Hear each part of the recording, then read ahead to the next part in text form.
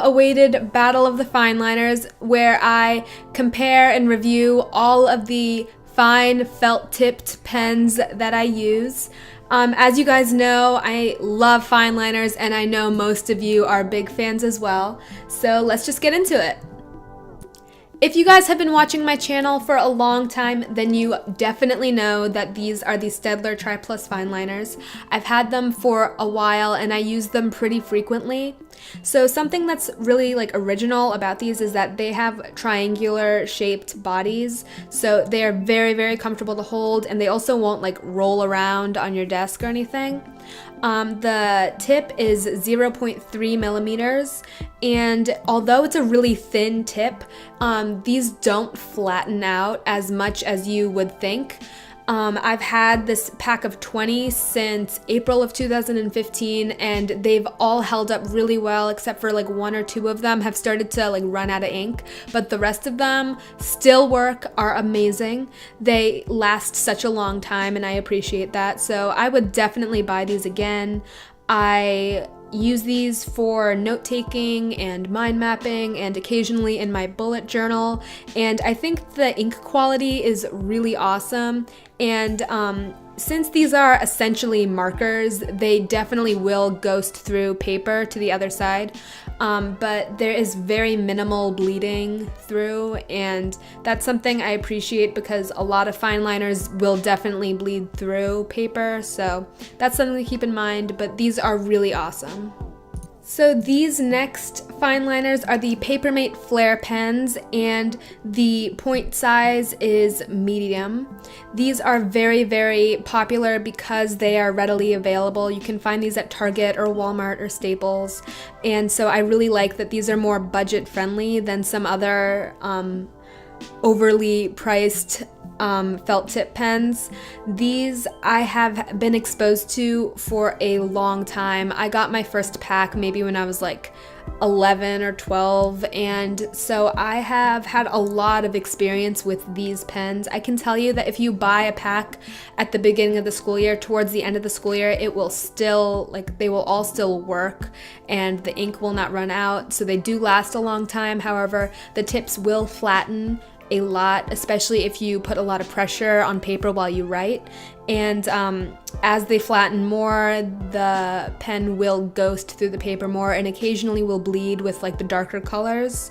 I find them pretty comfortable, and I use them for rough note taking because the nib size is pretty large compared to some of the other fine tipped pens that I have. And I do like these. I would definitely buy them again just because they do last such a long time and are pretty great because of that. So next are these twin tip hexagonal marker pens from Muji, and I think these are actually really cool. They have a fat traditional marker tip on one end, and on the other end of the writing utensil there is a fineliner tip. So I like the duality of this product, and unfortunately I don't think it's super comfortable to hold for a long time for similar reasons as the Stabilo ones, and the tip on the marker side is very, very thick, and because it's so thick it will definitely go through paper, will most likely bleed through as well.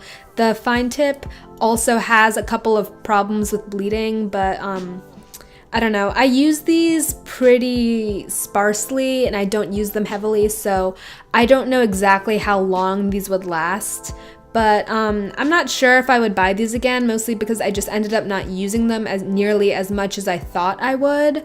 But I think the ink quality is really good, and I think that these are worth checking out if you're interested in the double-ended feature of these. Alright, so next are the Stabilo .88 Fineliners. They are in the size 0.4 fine, and I have the mini versions, which are super convenient and are super, super cute. A lot of people claim that these are the best pens ever, and they swear by them, they use them all the time, so that's awesome. If it works for you, go for it. For me personally, I've been kind of disappointed. The study community online like hypes these a lot, and so I got a pack to start my bullet journal last year, and they all still work, so that means that they do last a long time. However, if you like write on an angle and you don't write straight up and down, the tips will flatten in that direction that you write in. So if you go back and try to use it again, sometimes that portion of the marker would have been flattened, and sometimes you don't have a very even line coming out of the pen because of that. I hope that made sense, but I don't think I would buy these again, and I also feel like they aren't super comfortable for me to hold. They're hexagonal shaped. I don't know. I think that I had higher expectations and these just didn't really meet the mark for me. And I don't know. I want to like these because I just have a big obsession with stationery, but I think that there are definitely markers or fine liners that perform better than these do. Next, I have these miscellaneous fine liner pens. First, I have this Copic multi-liner. It's the 0.3 size.